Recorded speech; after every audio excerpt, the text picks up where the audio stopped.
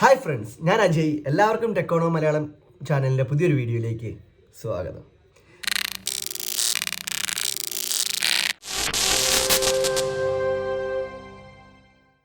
ഇന്ന് നമ്മൾ നോക്കുന്നത് FAT എന്ന സംഭവത്തെ പറ്റിയാണ്, അതായത് ഫാക്ടറി അക്സെപ്റ്റൻസ് ടെസ്റ്റ്. ഇത് വളരെയധികം ഇമ്പോർട്ടൻ്റ് ആയിട്ടൊരു കാര്യമാണ്. നമ്മളൊരു ജോലിയിലേക്ക് ചെല്ലുമ്പോൾ നമ്മൾ ഏതൊരു കമ്പനിയിൽ, ഏതൊരു ഇൻഡസ്ട്രീസിലും, ഏതെങ്കിലും മാനുഫാക്ചറിങ് കമ്പനിയിൽ ജോലി ചെയ്താലും ഈ FAT എന്ന് പറയുന്ന ഒരു പ്രോസസ്സ് തീർച്ചയായിട്ടും നമ്മൾ പ്രത്യേകിച്ച് എഞ്ചിനീയേഴ്സ് അല്ലെങ്കിൽ ടെക്നീഷ്യൻസ് സംബന്ധിച്ചുണ്ടാകും. അതുകൊണ്ട് തന്നെ ഈ ഒരു സാധനം ഇൻ്റർവ്യൂവിൽ ഒട്ടുമിക്ക എല്ലായിടത്തും ചോദിക്കാനും ചാൻസ് ഉള്ളതാണ്. അതായത് എന്താണ് FATയെ പറ്റി നിങ്ങൾക്ക് എന്തെങ്കിലും അറിയുമോ, FATയുടെ പ്രൊസീജിയേഴ്സ് എന്താണ്, ഒരു ഇലക്ട്രിക്കൽ PLC പാനലിൻ്റെ FAT നിങ്ങൾ എങ്ങനെ ചെയ്യും, അല്ലെങ്കിൽ ഒരു മെഷീൻ്റെ FAT നിങ്ങൾ എങ്ങനെ ചെയ്യും, അല്ലെങ്കിൽ ഏതെങ്കിലും ഒരു സംഭവത്തിൻ്റെ ഒരു FATയുടെ ലോജിക്ക് എന്താണ്, അല്ലെങ്കിൽ ബേസിക് പ്രോസസ്സ് എന്താണ്, ഇതൊക്കെ ആയിരിക്കും നിങ്ങൾ നേരിടേണ്ടി വരുന്ന ചോദ്യങ്ങൾ. അപ്പോൾ ഇതിനെപ്പറ്റിയാണ് ഇന്നത്തെ വീഡിയോയിൽ നമ്മൾ നോക്കാൻ പോകുന്നത്. അപ്പോൾ തീർച്ചയായിട്ടും വീഡിയോയിലേക്ക് പോകുന്നതിന് മുമ്പ് നിങ്ങൾ നമ്മുടെ ചാനൽ സബ്സ്ക്രൈബ് ചെയ്തിട്ടില്ല എങ്കിൽ തീർച്ചയായിട്ടും നമ്മുടെ ചാനൽ സബ്സ്ക്രൈബ് ചെയ്യുക. അതുപോലെ തന്നെ നമ്മളിടുന്ന വീഡിയോസൊക്കെ ഉടനെ തന്നെ നിങ്ങൾക്ക് ലഭിക്കണമെന്നുണ്ടെങ്കിൽ ആ ബെല്ലൈക്കൺ കൂടെ ഒന്ന് പ്രസ് ചെയ്യുക. കാരണം ഇത് പറയാൻ വേറൊരു കാര്യം കൂടെ ഉണ്ട്. നമ്മൾ ആക്ച്വലി ഒരു കുറച്ച് നാൾ ബ്രേക്ക് ഇട്ടെങ്കിലും നമ്മൾ അത്യാവശ്യം നല്ല രീതിയിൽ വീഡിയോസ് പോസ്റ്റ് ചെയ്യാറുണ്ട്. വീക്കിലി ഒരു വീഡിയോ എങ്കിലും തീർച്ചയായിട്ടും പോസ്റ്റ് ചെയ്യുന്നൊരു ചാനൽ തന്നെയാണ്. പക്ഷേ നമ്മുടെ കമൻസുകൾ ശ്രദ്ധിച്ചാൽ അറിയാം, ഒട്ടുമിക്ക ആൾക്കാരും പറയാറുണ്ട് ഒത്തിരി നാളായല്ലോ, ചിലപ്പോൾ നമ്മൾ 10 വീഡിയോ അതിന് മുമ്പ് ഇട്ടിട്ടുണ്ടാവും. പക്ഷേ ആ വീഡിയോ അതിന് മുമ്പുള്ള വീഡിയോയ്ക്കായിരിക്കും കമൻറ്റ് വരിക, നിങ്ങൾ ഒത്തിരി നാളായാലും വീഡിയോ ഇട്ടിട്ടേ എന്ന്. തീർച്ചയായിട്ടും അവരത് ചിലപ്പം നോട്ടിഫിക്കേഷൻ ഇനേബിൾ ചെയ്തിട്ടുണ്ടാവില്ല, അതുകൊണ്ട് തന്നെ നോട്ടിഫിക്കേഷൻ മിസ് ചെയ്തിട്ടുണ്ടാവും. പക്ഷേ നമ്മൾ വീഡിയോസ് ഇടാറുണ്ട്. അങ്ങനെ നമുക്ക് ഒരുപാട് കമൻറ്റ്സ് വരുന്നുണ്ട്. അപ്പം തീർച്ചയായിട്ടും സബ്സ്ക്രൈബ് മാത്രം ചെയ്തൊരു കാര്യമില്ല, നിങ്ങൾ ബെല്ലൈക്കൺ കൂടെ പ്രസ് ചെയ്താൽ മാത്രമേ നമ്മളിടുന്ന നോട്ടിഫിക്കേഷൻ ലഭിക്കുകയുള്ളൂ. അപ്പോൾ നമുക്ക് കണ്ടന്റിലേക്ക് പോവാം. അപ്പം FAT എന്ന് പറയുന്നത് ഫാക്ടറി അക്സെപ്റ്റൻസ് ടെസ്റ്റ്. ഇതിൻ്റെ പേരിൽ തന്നെയുണ്ട് കാര്യം, ഫാക്ടറി അക്സെപ്റ്റൻസ്. ഫാക്ടറിയിൽ തന്നെ ഒരു അക്സെപ്റ്റൻസ് ടെസ്റ്റാണ്. ഇപ്പോൾ ഒരു സോഫ്റ്റ്വെയർ മേഖലയിലാണ് നമ്മൾ ക്വാളിറ്റി ടെസ്റ്റ് എന്നൊക്കെ പറയും. ഒരു സോഫ്റ്റ്വെയർ നമ്മൾ ഉണ്ടാക്കിയ ശേഷം അത് നമ്മൾ കൺസ്യൂമറിനെ അല്ലെങ്കിൽ ആ വ്യക്തിയെ കാണിക്കുന്നതിന് മുമ്പ് ഒരു ക്വാളിറ്റി ടീം ഉണ്ടാകും. അത് എല്ലാം ഒന്ന് ടെസ്റ്റ് ചെയ്ത് അവരുടെ റിക്വയർമെൻറ്റ് അനുസരിച്ച് തന്നെ എല്ലാം വർക്ക് ചെയ്യുന്നുണ്ടോ, എല്ലാ ഫീച്ചേഴ്സും ഉണ്ടോ, എല്ലാ ഓപ്ഷൻസും ഉണ്ടോ, അതിൻ്റെ സ്പെല്ലിംഗ് മിസ്റ്റേക്സ് ഉണ്ടോ, ഇങ്ങനത്തെ കാര്യങ്ങളൊക്കെയാണ് നമ്മളൊരു ക്വാളിറ്റി ടെസ്റ്റിങ്ങിൽ കൂടുതലും ശ്രദ്ധിക്കാറ്. ഇതേ കാര്യം തന്നെ നമ്മുടെ ഇതിൽ വരും, നമ്മുടെ ടെക്നിക്കൽ ഒരു മേഖലയിൽ വരുമ്പോഴും ബാധകമായിട്ടുള്ള കാര്യം തന്നെയാണ്. നമ്മളൊരു മെഷീൻ ഉണ്ടാക്കി, ആ മെഷീൻ ഉണ്ടാക്കിയ ശേഷം ഒരു കൺസ്യൂമറിന് വേണ്ടിയുള്ള ഒരു മെഷീൻ ആണെങ്കിൽ ആ കൺസ്യൂമർ ഉദ്ദേശിക്കുന്ന രീതിയിൽ, അല്ല ആ കൺസ്യൂമറുടെ ഡിസൈൻ അനുസരിച്ച് ലെങ്ത്, ഹൈറ്റ്, കളറ്, അങ്ങനത്തെ എല്ലാ കാര്യങ്ങളും, പിന്നെ അതിൻ്റെ സ്പീഡ്, ഇപ്പോൾ മെഷീൻ സ്പീഡുള്ള കറങ്ങുന്ന ഒരു മെഷീൻ ആണെങ്കിൽ അതിൻ്റെ സ്പീഡ്, ഇതെല്ലാം ആ ഒരു എൻഡ് കൺസ്യൂമറിൻ്റെ ഡിമാൻഡ് മീറ്റ് ചെയ്യുന്നുണ്ടോ എന്ന് ഫാക്ടറിയിൽ തന്നെ നമ്മളൊന്ന് ഇത് ഡിസ്പാച്ച് ചെയ്യുന്നതിന് മുമ്പ്, ഈ ഒരു ഉണ്ടാക്കിയ സാധനം കൺസ്യൂമറിലേക്ക് നമ്മളിത് അയക്കുന്നതിന് മുമ്പ് ടെസ്റ്റ് ചെയ്യുന്ന ഒരു പ്രോസസ്സാണ് ഫാക്ടറി അക്സെപ്റ്റൻസ് ടെസ്റ്റ്. ഇപ്പോൾ ഓരോ മേഖലയ്ക്കും ഓരോ ഒരു സ്റ്റാൻഡേർഡൈസ് പ്രോസസ്സും ഇതിനുണ്ട്. ഇപ്പം പാനലിന് ഒരു സ്പെഷ്യൽ പ്രോസസ്സ് ഉണ്ടാകും, ഇന്ന കാര്യങ്ങളായിരിക്കണം ചെക്ക് ചെയ്യണേ, അപ്പോൾ ഓരോന്നിനും ഉണ്ട്. അപ്പം ബേസിക്കലി പറയുമ്പോൾ FAT എന്ന് പറയുന്നത് കൺസ്യൂമറിന് ഡിസൈൻ പ്രകാരവും ഡിമാൻഡ് പ്രകാരവും അതേ രീതിയിൽ തന്നെ നമ്മൾ ഉണ്ടാക്കിയ സാധനം ആയിട്ടുണ്ടോ എന്ന് ടെസ്റ്റ് ചെയ്യുന്നതാണ്, അത് അയക്കുന്നതിന് മുമ്പ്. അപ്പോൾ ഇത് വളരെ ഇമ്പോർട്ടൻ്റ് ആയിട്ടൊരു കാര്യമാണ്. നമ്മളൊരു പ്രൊഡക്ഷൻ അല്ലെങ്കിൽ ഒരു പ്രൊഫഷണലായിട്ട് ചിന്തിക്കുമ്പോൾ നമുക്ക് മനസ്സിലാവും. അല്ലെങ്കിൽ ഇത് ഒത്തിരി പേരും, പ്രത്യേകിച്ച് നമ്മുടെ സർവീസ് എഞ്ചിനീയേഴ്സ് അല്ലെങ്കിൽ ഇൻസ്റ്റലേഷൻ പോകുന്ന എഞ്ചിനീയേഴ്സൊക്കെ വളരെയധികം ചിലപ്പോൾ പ്രാഗിറ്റ് പോലെയുള്ള ഒരു കേസായിരിക്കും ഇത്. കാരണം നമ്മൾ ഇൻസ്റ്റാൾ ചെയ്യാനൊരു മെഷീൻ പോകുമ്പോഴായിരിക്കും കൺസ്യൂമറിൻ്റെ ഡിമാൻഡ് അനുസരിച്ച് ആയിരിക്കത്തില്ല അത് വന്നിരിക്കുന്നത്. അപ്പോൾ തീർച്ചയായിട്ടും അവിടെ ഭയങ്കരമായിട്ട് എഞ്ചിനീയറാണ് ആക്ച്വലി ക്ലയൻറ്റ് ഫേസിൽ ശരിക്കും പറഞ്ഞാൽ കഷ്ടപ്പെടുന്നതും അവരെ മനസ്സിലാക്കാനും അതിൻ്റെ ഒരു പ്രശ്നങ്ങളും മാറ്റി അയക്കാനും അല്ലെങ്കിൽ അതിൻ്റെ ചേഞ്ചസ് വരുത്താനും ഒക്കെ ഒരുപാട് തലവേദന എടുക്കേണ്ടതായിട്ട് വരും. അപ്പോൾ തീർച്ചയായിട്ടും നമ്മൾ ആ ഫാക്ടറി FAT ചെയ്തിട്ടുള്ളെങ്കിൽ അല്ലെങ്കിൽ FAT ചെയ്തവരെ നമ്മൾ പറയും ഇവരെന്താണ് ചെയ്തിരിക്കുന്നത് എന്ന് പറയാറുണ്ട്, അല്ലെങ്കിൽ എന്ത് ചെയ്തിട്ടാണ് ഇവർ വിട്ടതെന്ന് നമ്മൾ പറയാറുണ്ട്. അപ്പോൾ FAT വളരെ ഇമ്പോർട്ടൻറ്റ്. കാരണം നമ്മളൊരു സാധനം, ഇപ്പോൾ എക്സാമ്പിൾ ഒരു പെയിൻറ്റിൻ്റെ ആണെന്ന് വെച്ചാൽ ഒരു ഗ്രേ പെയിൻ്റ് ആയിരുന്നു കസ്റ്റമർ ഉദ്ദേശിച്ചിരുന്നത്.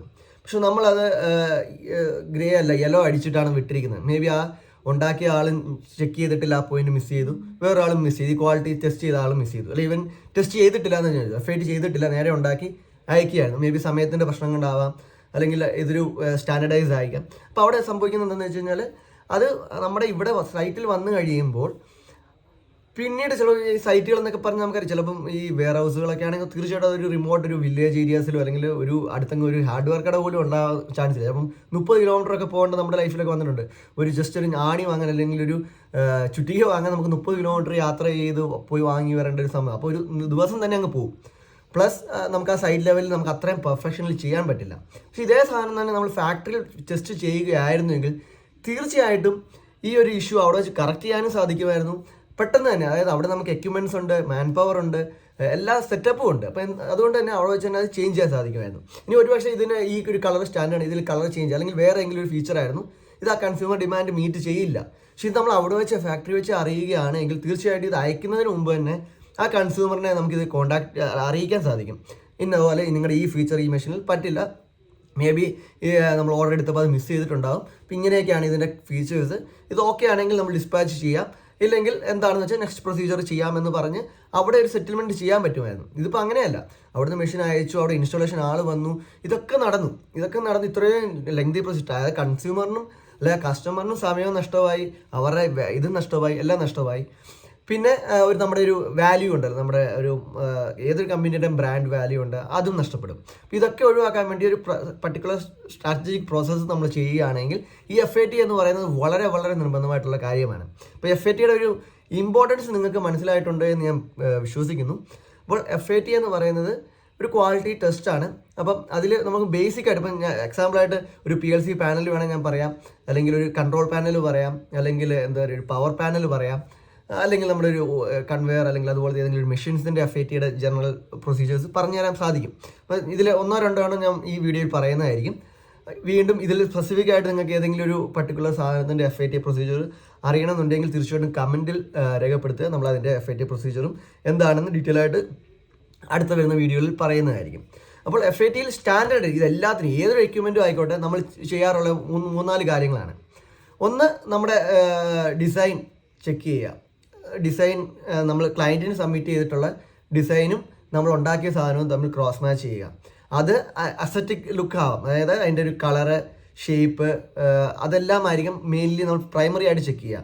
കളർ ഉണ്ടാവാം, ലെങ്ത് ഉണ്ടാവാം, ഹൈറ്റ് ഉണ്ടാവാം, വിഡ്ത്ത് ഉണ്ടാവാം, തിക്നെസ് ഉണ്ടാവാം, പെയിൻറ്റിൻ്റെ ഗ്രേഡ് ഉണ്ടാവാം, പിന്നെ ക്വാളിറ്റി, എവിടെയെങ്കിലും പെയിൻറ്റുകൾ പോയിട്ടുണ്ടോ, അല്ലെങ്കിൽ എന്തെങ്കിലും സ്ക്രാച്ചുകളുണ്ടോ, എന്തെങ്കിലും ഷാർപ്പ് എഡ്ജുകളുണ്ടോ, മൂർച്ചയുള്ള ഭാഗങ്ങളുണ്ടോ, ഡേഞ്ചറസ് ആയിട്ടുള്ള എന്തെങ്കിലും ഓപ്പണിങ്സ് ഉണ്ടോ, ഏതെങ്കിലും കവർ പ്രോപ്പറായിട്ട് ഫിറ്റ് ആവാതുണ്ടോ. അപ്പോൾ ഇങ്ങനത്തെ ബേസിക് നമുക്ക് കാഴ്ചയിൽ കാണുന്ന കാര്യങ്ങളായിരിക്കും ഫസ്റ്റ് പ്രൊസീജിയറായിട്ട് ഏതൊരു മേഖലയിലും, ഇപ്പോൾ ഏത് പാനലായിക്കോട്ടെ, മെഷീൻ ആയിക്കോട്ടെ, ഏതൊരു മേഖലയിലും നമ്മൾ ചെയ്യാൻ പോകുന്നത് ഈ ഒരു അസ്തറ്റിക് ലുക്ക് എന്ന് പറയുന്നൊരു സംഭവമാണ്. അതായത് ഇതിൻ്റെ എല്ലാ ലുക്കും പ്രോപ്പറായിട്ട് ഉണ്ടോ, ഫങ്ഷനാലിറ്റി കറക്റ്റ് ആണോ എന്നതാണ് ഒന്നാമത്തെ കാര്യം. അപ്പോൾ ഇത് ആദ്യമേ നമ്മൾ നോക്കും. അതായത് ഡിസൈനും, ഇപ്പം ഇലക്ട്രിക്കൽ ആണെങ്കിൽ ഇലക്ട്രിക്കൽ ഡിസൈൻ ഡ്രോയിങ് വെച്ചിട്ട് കമ്പയർ ചെയ്യും, ഡ്രോയിങ് പ്രകാരമാണോ. പിന്നെ പാനലിൻ്റെ സ്ക്രാച്ചസ് ഉണ്ടോ, ഡോർ ഉണ്ടോ, അതിൻ്റെ ഫങ്ഷനാലിറ്റി, സ്വിച്ചുകൾ എക്സ്റ്റേണലി കൊടുക്കേണ്ട സ്വിച്ചുകളൊക്കെ ഉണ്ടോ, കൂളിംഗ് ഫാൻസ് ഉണ്ടോ, അത് പ്രോപ്പറായിട്ടാണ് ഫിറ്റ് ചെയ്തിരിക്കുന്നത്, അവിടെ ഗ്യാപ്പ് ഉണ്ടോ, എർത്തിങ് പ്രോപ്പറാണ്. ഇതൊക്കെയാണ് ബേസിക്കായിട്ട് നമ്മൾ പാനലിൻ്റെ കാര്യത്തിൽ നോക്കുന്നത്. ഇനി രണ്ടാമത് വരുമ്പോൾ ചെയ്യുന്നത് ഇതിൻ്റെ ഫങ്ഷനാലിറ്റിയാണ്. ഇപ്പോൾ എക്സാമ്പിൾ ഇപ്പോൾ ഒരു ഇത്ര 3000 RPM ഓടേണ്ട ഒരു ഡിവൈസ് ആണെങ്കിൽ അത് ആ 3000 RPM ഓടുന്നുണ്ടോ, ആ 3000 RPM എത്ര നേരം കണ്ടിന്യൂസ് ആയിട്ട് ഓടാനായി സാധിക്കുന്നുണ്ട്. ഇപ്പം 5 hours കണ്ടിന്യൂസ് നമ്മൾ അതിൻ്റെ ഒരു അപ്പ് ടൈം പറയുകയാണെങ്കിൽ 5 മണിക്കൂർ അത് ഒരു എഫക്ട്സും ഇല്ലാതെ, പ്രശ്നങ്ങളും ഇല്ലാതെ 5 മണിക്കൂർ ഓടാൻ സാധിക്കണം. അപ്പോൾ 5 മണിക്കൂർ അത് ഓടിച്ചുകൊണ്ടിരിക്കുക. 5 മണിക്കൂർ ഓടുമ്പോൾ അതിൽ എന്തെങ്കിലും വേറാൻഡേഴ്സ് കൂടുതലുണ്ടാകുന്നുണ്ടോ, എന്തെങ്കിലും തേഞ്ഞ് വീഴുന്നുണ്ടോ, ടെമ്പറേച്ചർ കൂടുന്നുണ്ടോ, ആംബിയർ റേറ്റിംഗ് കൂടുതൽ എടുക്കുന്നുണ്ടോ, അതിൻ്റെ ഒരു ആ ഒരു പർട്ടിക്കുലർ ഫംഗ്ഷൻ നമ്മൾ ഡിസൈൻ ചെയ്തിരിക്കുന്നത് പ്രോപ്പറായിട്ട് വർക്ക് ചെയ്യുന്നുണ്ടോ എന്ന് നോക്കുകയാണ് രണ്ടാമത്തെ ചെയ്യുന്ന കാര്യം. പിന്നെ മൂന്നാമത്തെ കാര്യം എന്ന് പറയുന്നത് ഇതെല്ലാം കൂടെ ഒന്ന് വെരിഫൈ ചെയ്യുക. ലൈക്ക് ആദ്യത്തേത് ചെയ്തു, രണ്ടാമത്തേതും ചെയ്തു, പിന്നെ സ്പെഷ്യലായിട്ട് എന്തെങ്കിലും ഫീച്ചേഴ്സ്, ഇപ്പോൾ എക്സാമ്പിൾ കണക്ടിവിറ്റി ഫീച്ചേഴ്സോ, അതായത് നമുക്ക് വേണമെങ്കിൽ സോഫ്റ്റ്വെയർ ഇൻ്റഗ്രേഷൻസ് എന്ന് വേണമെങ്കിൽ പറയാം. ഈ ഒരു ഡിവൈസിന് എന്തെങ്കിലും സോഫ്റ്റ്വെയർ പാർട്ട് ഉണ്ടെങ്കിൽ, ഏതെങ്കിലും നമ്മുടെ മൊബൈലുമായിട്ട് സോഫ്റ്റ്വെയർ അവരുടെ കമ്പ്യൂട്ടേഴ്സുമായിട്ടൊക്കെ ഇൻ്റഗ്രേഷൻ ചെയ്യുന്നുണ്ടെങ്കിൽ ആ ഒരു ഇൻ്റഗ്രേഷൻ കമ്മ്യൂണിക്കേഷൻസ് ഒക്കെ പ്രോപ്പറായിട്ട് നടക്കുന്നുണ്ടോ, അതായത് ബേസിക്കലി പറഞ്ഞാൽ ആ മെഷീൻ പ്രോപ്പറായിട്ട് വർക്ക് ചെയ്യുന്നുണ്ടോ എന്ന് ചെക്ക് ചെയ്യുകയാണ് അയക്കുന്നതിന് മുമ്പ്. അതിനെയാണ് FAT എന്ന് പറയുന്നത്. അതായത് പ്രോപ്പറായിട്ട്, അതായത് ക്ലയൻറ്റ് പ്ലേസിൽ ചെന്ന് കഴിഞ്ഞാൽ നമ്മൾ ഇൻസ്റ്റാൾ ചെയ്താൽ അത് അതേ അവർക്ക് വേണ്ട ഡിമാൻഡിൽ വർക്ക് ചെയ്യുന്നുണ്ടോ എന്ന് ക്രോസ് വെരിഫൈ ചെയ്യുക. അത് ഏതൊക്കെ മേഖലയിൽ ചെക്ക് ചെയ്യാൻ പറ്റുമോ അതെല്ലാം ചെക്ക് ചെയ്യുക. എത്രയും പെർഫെക്റ്റായിട്ട് ചെക്ക് ചെയ്യുന്നോ അത്രയും നല്ല രീതിയിൽ തന്നെ അതിൻ്റെ ഇൻസ്റ്റലേഷനും അതിൻ്റെ റിലേറ്റഡ് പോസ്റ്റ് ഇൻസ്റ്റലേഷൻ പാർട്ടും നല്ല രീതിയിൽ നടക്കും. ഇനി ഞാനൊരു സ്പെസിഫിക് ആയിട്ട് ഒരു എക്സാമ്പിൾ പറയാൻ വേണ്ടി, നമുക്കറിയാം നമ്മുടെ ഓഡിയൻസ് കൂടുതലും ഇലക്ട്രിക്കൽ ആയതുകൊണ്ട് തന്നെ ഇപ്പം പാനലിൻ്റെ കേസ് ഞാൻ പറയാം. ഇപ്പോൾ എക്സാമ്പിൾ ഒരു PLC പാനൽ, ഇപ്പോൾ ഈ ഒരു വീഡിയോയിൽ ഞാൻ PLC പാനലിൻ്റെ ഒരു FAT പ്രൊസീജിയറാണ് പറയാൻ പോകുന്നത്. ഇനി നെക്സ്റ്റ് വീഡിയോസിൽ വേണമെങ്കിൽ നിങ്ങൾക്ക് കമൻറ്റ് ചെയ്യുകയാണെങ്കിൽ ഒരു കൺട്രോൾ പാനൽ അല്ലെങ്കിൽ ഒരു പവർ പാനലിൻ്റെയും ഒക്കെ നമുക്ക് പറയാൻ സാധിക്കും, അല്ലെങ്കിൽ വേറൊരു മെഷീൻ്റെയും പറയാൻ സാധിക്കും. ഇപ്പോൾ PLC പാനലിൻ്റെ FAT പ്രൊസീജിയർ എന്ന് പറയുന്നത് ഫസ്റ്റ് നമ്മൾ പാനൽ ഫാബ്രിക്കേറ്റ് ചെയ്ത് ഇതിൻ്റെ ഇൻറ്റേർണൽ വയറിംഗ് ഒക്കെ ചെയ്ത് വെച്ചിട്ടുണ്ടാവും, അല്ലെങ്കിൽ ഡിസ്പാച്ചിന് റെഡി ആയിട്ടിരിക്കുന്ന ഒരു പാനലായിരിക്കും. അപ്പോൾ നമ്മൾ ആദ്യം പോയി നോക്കുന്നത് ഫിസിക്കലി ആ പാനലിൻ്റെ നമ്മൾ ആ ഡിസൈൻ പ്രകാരമുള്ള പാനലിൻ്റെ എൻക്ലോഷർ സൈസ് മാച്ച് ആവുന്നുണ്ടോ, അതിൻ്റെ സപ്പോർട്ട് ഹൈറ്റ് മാച്ച് ആവുന്നുണ്ടോ, അതിൻ്റെ പെയിൻറ്റിങ് കറക്റ്റ് ആണോ, എവിടെയെങ്കിലുമൊക്കെ സ്ക്രാച്ച് ഉണ്ടോ, അതിൻ്റെ ആ കട്ടിങ്സ് ഒക്കെ ഉണ്ടോ, നമ്മൾ ഓരോ സ്വിച്ചിനുള്ള കട്ടിങ്സ് ഉണ്ടോ, അത് പ്രോപ്പറായിട്ടാണോ, എന്തെങ്കിലും അഡീഷണൽ ആയിട്ട് കട്ട് ചെയ്തിട്ടുണ്ടോ, ഫാനിൻ്റെ ഒക്കെ മൗണ്ടിങ് കറക്റ്റ് ആണോ, എന്തെങ്കിലും ഗ്യാപ്പ് ഉണ്ടോ എന്നീ കാര്യങ്ങളൊക്കെ ആയിരിക്കും കൂടുതൽ നോക്കുക. പിന്നീട് നോക്കുന്നത് ഇപ്പോൾ നമ്മുടെ പാനലിൻ്റെ ഡോറിൽ തന്നെ കുറേ സ്വിച്ചുകൾ കാണും, സ്റ്റാർട്ട്, സ്റ്റോപ്പ്, റീസെറ്റ്, ഇൻഡിക്കേഷൻ ലൈറ്റ്സുകൾ കാണും, RYB അല്ലെങ്കിൽ ഓരോന്നിൻ്റെ ഓൺ ഓഫ് ലൈറ്റ്സ്. അപ്പോൾ ഇതൊക്കെ ആ ഒരു ഡ്രോയിങ് പ്രകാരമുള്ള രീതിയിൽ തന്നെ ഇത് ചെയ്തിട്ടുണ്ടോ എന്ന് നോക്കുക. ഇനി സപ്പോസ് ഇത് ഡ്രോയിങ് പ്രകാരം ചെയ്തിട്ടില്ല എങ്കിൽ തീർച്ചയായിട്ടും ഇതിൻ്റെ ഡിസൈൻ ടീമായിട്ട് സംസാരിക്കുക. മേ ബി അത് ലേറ്റർ ഈ ഡിസൈൻ അപ്ഡേറ്റഡ് ആയിരിക്കത്തില്ല, അല്ലെങ്കിൽ ലേറ്റർ അത് കട്ട് ചെയ്തിട്ടുണ്ടാവാം. അപ്പോൾ അങ്ങനെയാണെങ്കിൽ അത് ഓക്കെ, അത് അപ്ഡേറ്റ് ചെയ്യുക, അല്ലെങ്കിൽ അപ്ഡേറ്റഡ് ഡിസൈൻ കസ്റ്റമർക്ക് അയക്കുക. അതല്ല എങ്കിൽ തീർച്ചയായിട്ടും അവിടെ വെച്ച് തന്നെ അത് കറക്റ്റ് ചെയ്യുക. 2 ലൈറ്റ് എക്സ്ട്രാ ഫിറ്റ് ചെയ്യണമെന്നുണ്ടെങ്കിൽ തീർച്ചയായിട്ടും ഫിറ്റ് ചെയ്യുക, അതിൻ്റെ വയറിങ് ചെയ്യുക. ഇതാണ് മൊത്തത്തിൽ ബേസിക്കലി നമ്മൾ ആദ്യം നോക്കുന്നത്. ഇനി രണ്ടാമത് നോക്കുന്നതെന്ന് പറഞ്ഞാൽ പാനലിൻ്റെ വയറിംഗ് ആണ്. വയറിംഗ് നമുക്ക് നമ്മുടെ വയറിംഗ് ഡയഗ്രാം നോക്കി ആ വയറിംഗ് ഡയഗ്രാം അനുസരിച്ചൊക്കെ തന്നെയാണോ, അത്രയും സ്വിച്ചുകൾ, അത്രയും MCBകൾ, അത്രയും RCCBകൾ, അത്രയും റിലേകൾ, അത്രയും ഡ്രൈവുകൾ, അത്രയും PLCകൾ ഇതൊക്കെ ഉണ്ടോ എന്നൊക്കെ ഫിസിക്കലി വെരിഫൈ ചെയ്യുക. അതിൻ്റെ BOQ ഉണ്ടെങ്കിൽ ഇതിൻ്റെ ക്വാണ്ടിറ്റി ആൻഡ് ഇതിൻ്റെ മേക്ക്, മോഡൽ നമ്പർ ഇത് ഇത്രയും വെരിഫൈ ചെയ്യുക. അതായത് മേക്കും മോഡൽ നമ്പർ, മിസ്തൂഷിയുടെ PLC ആണ്, ഇന്ന മോഡൽ സീരീസ് ആണെങ്കിൽ ഇത് തന്നെയാണോ അവിടെ വെച്ചിരിക്കുന്നതെന്നും വെരിഫൈ ചെയ്യുക. അപ്പോൾ ഇതൊക്കെ വെരിഫൈ ചെയ്യുക. ഇതിന് ശേഷം ചെയ്യേണ്ടത് എന്ന് വെച്ച് കഴിഞ്ഞാൽ ഇതിൻ്റെ നമ്മൾ പവർ ഓൺ ഒരിക്കലും ആദ്യമേ ചെയ്യാൻ പാടില്ല. FAT ചെയ്യുമ്പോഴും പവർ ഓൺ ചെയ്യാൻ പാടില്ല. നമ്മൾ പുതുതായിട്ട് ജോയിൻ ചെയ്യുന്നവരൊക്കെ ചെയ്യുന്ന പരിപാടിയാണ്. ആദ്യം FAT എന്ന് പറഞ്ഞിട്ട് ജസ്റ്റ് പാനലൊക്കെ ഓക്കെ പെയിൻ്റ് ഒന്നും ഇല്ല, നേരെ പവർ ഓൺ ആക്കും. എന്നിട്ട് അവിടെ ചിലപ്പോൾ FAT അതോടെ തീരുകയും ചെയ്യും, ചിലപ്പോൾ വീണ്ടും പണി കിട്ടുകയും ചെയ്യും. അപ്പോൾ ഒരിക്കലും പവർ ഓൺ ചെയ്യാൻ ഒരിക്കലും പാടില്ല. പവർ ഓൺ എന്ന് പറയുന്ന ലാസ്റ്റ് സ്റ്റേജാണ്. ഇനി അടുത്തത് നമ്മൾ ചെയ്യേണ്ടതെന്ന് വെച്ച് കഴിഞ്ഞാൽ ജസ്റ്റ് സർക്യൂട്ട്സ് ഒക്കെ നമ്മൾ ഫിസിക്കലി നോക്കുമ്പോൾ പ്രോപ്പർ ആണോ എന്ന് നോക്കുക. ചിലതൊക്കെ ഒന്ന് റാൻഡംലി ഒക്കെ വലിച്ചൊക്കെ നോക്കുക. ലൈക്ക് ചിലപ്പം ലൂസ് കണക്ഷൻസ് ഉണ്ടോ, അല്ലെങ്കിൽ എല്ലാ കണക്ഷൻസും പ്രോപ്പറാണോ, വയർ വല്ലതും വെളിയിൽ എക്സ്പോസ് ആയിട്ടുണ്ടോ, ഇങ്ങനെ കാര്യങ്ങളൊക്കെയാണ് നോക്കുക. ഇനി അടുത്തൊരു പോയിന്റ് എന്ന് പറയുന്നത് കണ്ടിന്യൂറ്റി ടെസ്റ്റ് ആണ്. അപ്പോൾ ഇതിൻ്റെ ഇപ്പോൾ പവർ എടുത്തു കഴിഞ്ഞാൽ ഫസ്റ്റ് ഇൻകമിങ് വരുന്ന MCB, അതിൻ്റെ ഔട്ട് ഗോയിങ് അടുത്ത MCB, ഡിസ്ട്രിബ്യൂഷൻ MCB കാണും. അതിനുശേഷം മേ ബി ഒരു ഡ്രൈവ് ആയിരിക്കാം, ഡ്രൈവിൻ്റെ ഔട്ട്പുട്ട് ആയിരിക്കാം, അത് ടെർമിനൽ ബ്ലോക്കിൽ വന്ന് അവസാനിക്കുമായിരിക്കും. അപ്പോൾ നമ്മളൊരു മൾട്ടിമീറ്റർ വെച്ചിട്ട് ഇതിൻ്റെ കണ്ടിന്യൂറ്റി ഇതേ രീതിയിൽ തന്നെ കണ്ടിന്യൂറ്റി കിട്ടുന്നുണ്ടോ എന്ന് നോക്കുക. അല്ലെങ്കിൽ എവിടെയെങ്കിലും ഷോർട്ടായിട്ടുള്ള ഇത് കിട്ടുന്നുണ്ടോ, അതായത് കണ്ടിന്യൂറ്റി കിട്ടാൻ പാടില്ലാത്തടത്തും കണ്ടിന്യൂറ്റി കിട്ടുന്നുണ്ടോ നോക്കുക. അപ്പോൾ അങ്ങനെ കിട്ടുന്നുണ്ടെങ്കിൽ തീർച്ചയായിട്ടും അവിടെ എവിടെയോ ഒരു ഷോർട്ട് ഉണ്ടാകും, അത് നിങ്ങൾ കണ്ടുപിടിച്ച് ആ ഷോർട്ട് മാറ്റുക. അല്ലെങ്കിൽ നിങ്ങൾ അത് ഓൺ ആക്കുന്നുണ്ടെങ്കിൽ ചിലപ്പോൾ എന്തെങ്കിലുമൊക്കെ അടിച്ചു പോകാനുള്ള ചാൻസ് ഉണ്ട്. അപ്പോൾ കണ്ടിന്യൂറ്റി ടെസ്റ്റ് എന്ന് പറയുന്നത് ശരിക്കും പറഞ്ഞാൽ ഞാനൊക്കെ ആദ്യം ജോലി ചെയ്ത് തുടങ്ങിയപ്പോൾ ഇത് എനിക്ക് ബോറായിട്ട് തോന്നിയൊരു കാര്യമാണ്. പക്ഷേ അതിൻ്റെ ഇമ്പോർട്ടൻസ് നമുക്കൊരു പ്രോബ്ലം ഉണ്ടായി കഴിയുമ്പോൾ നമ്മൾ ആക്സിഡൻറ്റ് ഉണ്ടായി കഴിഞ്ഞ് ഹെൽമെറ്റ് വെക്കുന്നതിനെ പറ്റി ചിന്തിക്കുന്നത് പോലെ തന്നെയാണ്. അപ്പോൾ ആദ്യമേ ഇത് ചെയ്യുമ്പോൾ നമുക്ക് ചിലപ്പം ഹെൽമെറ്റ് വെച്ച് പോകുന്നത് ഭയങ്കര ബുദ്ധിമുട്ടായിരിക്കും. പക്ഷേ ഒരു ആക്സിഡൻറ്റ് ആയി കഴിയുമ്പോഴേക്കും നമ്മൾ ആ ഹെൽമെറ്റിൻ്റെ വലുപ്പം അറിയുന്നത്. അതുപോലെ തന്നെ ആയിരിക്കും നമ്മൾ ഇതും ചെയ്യുന്നത്. അപ്പോൾ ആദ്യം നമ്മൾ കണ്ടിന്യൂസ് ചെയ്യും ഓരോ പോയിന്റ് നമ്മളിങ്ങനെ മൾട്ടിമീറ്റർ വെച്ച് നോക്കുമ്പോൾ ചിലപ്പോൾ ആദ്യമൊക്കെ ചെയ്തിട്ട് ബാക്കി ശരിയായിരിക്കും എന്നൊക്കെ പറഞ്ഞ് വിടാറുണ്ട് ചിലപ്പം പലരും. പക്ഷെ അവർ ചിലപ്പം സൈറ്റിൽ ചെന്നിട്ട് അതിൻ്റെ ഇരട്ടി ഇതും പ്രഷറും ആവാറും ഉണ്ട്. അവിടെ ഒരു MCB അടിച്ചു പോവാം, അല്ലെങ്കിൽ RCCB അടിച്ചു പോവാം, അല്ലെങ്കിൽ റിലേ അടിച്ചു പോവാം. നമ്മുടെ ഒരു സ്പെയർ റിലേ പോലും ഉണ്ടാകത്തില്ല. പിന്നെ അതിനുവേണ്ടി നമ്മൾ 2-3 ദിവസം സൈറ്റിൽ തന്നെ മെനക്കെട്ട് നിൽക്കണം. അപ്പോൾ അങ്ങനത്തെ ഒരുപാട് ഇഷ്യൂസൊക്കെ ഉണ്ടാകും. അപ്പോൾ അതിൽ ഏറ്റവും നല്ലത് പ്രോപ്പറായിട്ട് ചെക്ക് ചെയ്യുക. കാരണം ഇല്ലെങ്കിൽ എന്തെങ്കിലുമൊക്കെ അടിച്ചു പോകാം, അത് വലിയൊരു ഇഷ്യൂസ് ആകും. സൈറ്റ് ലെവലാണെങ്കിൽ അത് ക്ലയൻറ്റിന് മുമ്പിൽ പുതിയൊരു പാനൽ കൊണ്ടുവെക്കുന്നു, അതിൽ ആദ്യം തന്നെ അവർ പവർ അപ്പ് ചെയ്തപ്പം റിലേ അടിച്ചു പോയി. എങ്ങാണ് ഇത് കുറച്ചൊക്കെ ഈ ഹൊറോസ്കോപ്പിക്കൽ ചിന്തിങ്ങുള്ള ആൾക്കാരാണെങ്കിൽ ഓക്കെ പാനൽ വെച്ചപ്പോഴേ അടിച്ചു പോയി, ഓക്കെ ഈ ബിസിനസ് തന്നെ അല്ലെങ്കിൽ ആ ഒരു ഇത് തന്നെ അവർക്ക് നെഗറ്റീവ് ഇംപ്രഷൻ ആകും. പിന്നെ അല്ലേ തന്നെ നമ്മളൊരു സാധനം നമ്മൾ പുത്തം വാങ്ങിച്ചിട്ട് അത് ഉപയോഗിക്കുന്നതിന് മുമ്പ് തന്നെ പ്രോബ്ലം ആവുക എന്ന് പറയുന്നത് ഭയങ്കര ഒരു നെഗറ്റീവാണ്. നമ്മളാണ് എപ്പോഴും അത് സമ്മതിക്കുന്ന ഒരു കാര്യമല്ല. അപ്പോൾ അതുകൊണ്ട് തന്നെയാണ് ഇത് വളരെ ഇമ്പോർട്ടൻ്റ് ആയിട്ട് മാറുന്നതും. അപ്പം കണ്ടിന്യൂറ്റി ടെസ്റ്റ് വളരെ ഇമ്പോർട്ടൻ്റ് ആയിട്ട് ഏതൊരു പാനൽ, ഇപ്പം PLC പാനലല്ല, കൺട്രോൾ പവർ പാനലല്ല, APFC പാനലല്ല, ഏത് പാനലാണെങ്കിലും കണ്ടിന്യൂറ്റി ടെസ്റ്റ് വളരെ ഇമ്പോർട്ടൻ്റ് ആയിട്ട് FAT അത് കണ്ടിന്യൂറ്റി എല്ലാം പ്രോപ്പറാണെന്ന് വെരിഫൈ ചെയ്യുക. എവിടെയെങ്കിലും ഷോർട്ട് ഉണ്ടെങ്കിൽ അത് കറക്റ്റ് ചെയ്യുക. അത് കറക്റ്റ് ചെയ്തതിന് ശേഷം മാത്രം കണ്ടിന്യൂറ്റി ടെസ്റ്റ് ഓക്കെ ആണ് എന്ന് നിങ്ങൾ എഴുതി ഉറപ്പിട്ട് വരുത്തി മാത്രം സൈൻ ചെയ്തതിന് ശേഷം മാത്രമേ നിങ്ങൾ ഇൻകമിങ്ങിൽ കേബിൾ കൊടുക്കാൻ പാടുള്ളൂ. കേബിൾ കൊടുത്തിട്ടും നിങ്ങൾ MCB ഓൺ ആക്കാൻ ഇടാൻ പാടില്ല. നമ്മൾ പവർ ഓൺ ചെയ്യുക. നമ്മൾ ചിലപ്പോൾ ഫാക്ടറിയിലൊക്കെ ആണെങ്കിൽ ചിലപ്പോൾ DG പവർ ആയിരിക്കാം, റോ പവർ ആയിരിക്കും. അപ്പോൾ അതിൻ്റെ ഇൻകമിങ് പ്രോപ്പറാണോ എന്ന് ചെക്ക് ചെയ്യുക.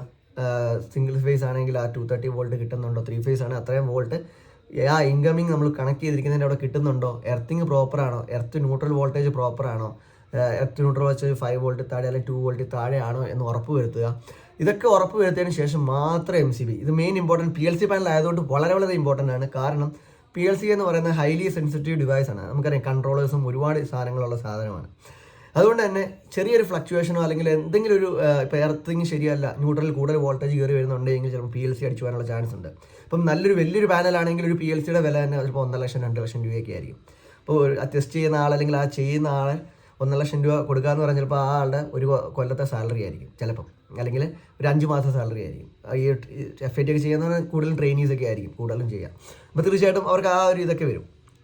അപ്പോൾ തീർച്ചയായിട്ടും ഇതിൻ്റെ എല്ലാ incoming voltage, earth neutral voltage, phase to phase voltage, phase to neutral voltage, ഇതെല്ലാം വെരിഫൈ ചെയ്യുക.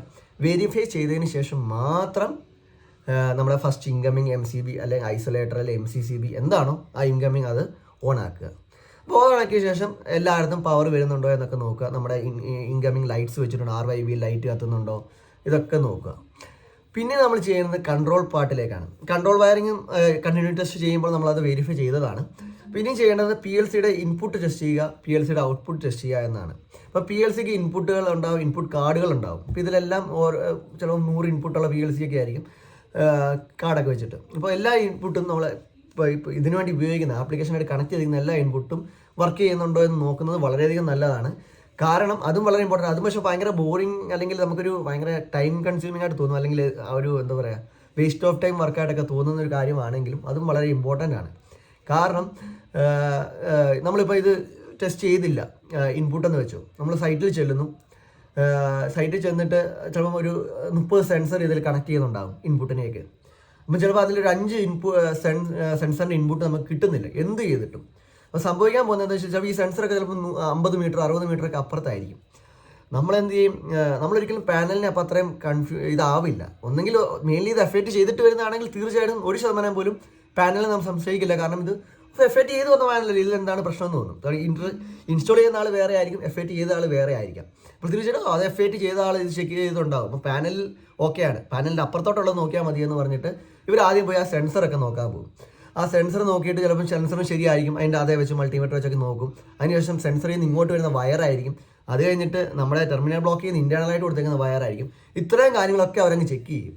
പക്ഷേ ഇതൊക്കെ ചെക്ക് ചെയ്ത് കഴിയുമ്പോഴായിരിക്കും അറിയുന്നത് ഇതെല്ലാം ഓക്കെ ആണല്ലോ, പിന്നെന്താ വരാത്തതെന്ന് ഇരിക്കും. അപ്പോഴായിരിക്കും ചിലപ്പോൾ ഇൻപുട്ട് ചിലപ്പോൾ വയർ ചിലപ്പോൾ ലൂസ് ആയിരിക്കും, അല്ലെങ്കിൽ ഇൻറ്റേർണൽ വയറിങ്ങിൽ എവിടെയെങ്കിലും വിട്ടുപോയതായിരിക്കും. ചിലപ്പോൾ അല്ലെങ്കിൽ ആ ഇൻപുട്ട് കാർഡിൽ ആ ഇൻപുട്ട് കംപ്ലയിൻറ്റും ആവാം. അപ്പോൾ ഈ ഒരു പ്രശ്നം അപ്പോഴായിരിക്കും അറിയുന്നത്. അപ്പോൾ അറിഞ്ഞു കഴിഞ്ഞാൽ ഒന്നെങ്കിൽ ആ ഇൻപുട്ട് സ്പെയർ ഉണ്ടെങ്കിൽ നമുക്ക് ആ ഇൻപുട്ട് മാറ്റി കൊടുത്ത് പ്രോഗ്രാമിൽ ചേഞ്ച് ചെയ്യാം. ഇൻപുട്ട് സ്പെയർ ഇല്ല എങ്കിൽ തീർന്നു, നമുക്കിനി അടുത്തൊരു കാർഡ് വരണം, അല്ലെങ്കിൽ ഈ കാർഡ് റീപ്ലേസ് ചെയ്യണം. ഈ PLCയുടെ കാർഡ് എന്നൊക്കെ പറയുന്നത് ഓൺ ഡിമാൻഡിൽ മാത്രമേ ആൾക്കാർ എടുത്ത് വെക്കാറ് പോലും ഉള്ളൂ, മിക്ക മോഡൽസും. അല്ലാതെ നേരത്തെ സ്റ്റോക്കിലൊക്കെ കാണുക എന്ന് പറയുന്നത് വളരെ റെയറാണ്. അപ്പോൾ ശരിക്കും പറഞ്ഞാൽ പെട്ടുപോകും. ഒരു 10 ദിവസം 15 ദിവസം ആ ഒറ്റ കാരണം കൊണ്ട് നമ്മളവിടെ ആ സൈറ്റിൽ കിടന്നു ഈ വർക്ക് തീരാതെയാവും. അപ്പോൾ ഇതൊക്കെ അവോയ്ഡ് ചെയ്യാൻ നമ്മൾ അവിടെ വെച്ച് ടെസ്റ്റ് ചെയ്തിട്ടുണ്ടായിരുന്നെങ്കിൽ അവിടെ വെച്ച് തന്നെ നമുക്കറിയാം. ചിലപ്പോൾ ഇത് ഡിസ്പാച്ച് ചെയ്യുമ്പോൾ ഓക്കെ നമുക്ക് അവിടെ സ്റ്റോക്ക് ഇല്ലായിരുന്നുവെങ്കിൽ പോലും ഈ പാനൽ എത്തുമ്പോഴത്തേക്കും നമുക്ക് വേണമെങ്കിൽ ഒരു കാർഡ് വേറെ അവിടുത്തെ ഡീലറിൽ നിന്നോ അല്ലെങ്കിൽ എവിടെന്നെങ്കിലും അറേഞ്ച് ചെയ്ത് പാനൽ എത്തുമ്പോഴത്തേക്കും വേറെ രീതിയിൽ കാർഡ് എത്തുകയും ആദ്യം തന്നെ ഇത് കണക്റ്റൊക്കെ ചെയ്യുന്നതിന് മുമ്പ് ടെസ്റ്റ് ചെയ്യുന്നതിന് മുമ്പ് ഈ കാർഡ് ചേഞ്ച് ചെയ്യാമായിരുന്നു. അപ്പോൾ ഈ ഓപ്ഷൻസ് ഒക്കെ അവിടെ ഇല്ലാതായി. അപ്പോൾ അതുകൊണ്ട് തന്നെയാണ് അത് വളരെ ഇമ്പോർട്ടൻറ്റ്. തീർച്ചയായിട്ടും ഇത് വളരെ ഇമ്പോർട്ടൻ്റ് ആണ്. ഓരോ ഇൻപുട്ടും ടെസ്റ്റ് ചെയ്യാം. അപ്പം ഒന്നെങ്കിൽ എന്തെങ്കിലും സെൻസേഴ്സ് വല്ലതും കണക്ട് ചെയ്യുക, അല്ലെങ്കിൽ പുഷ് ബട്ടൺ വല്ലതും കണക്ട് ചെയ്ത് ചെക്ക് ചെയ്യാം.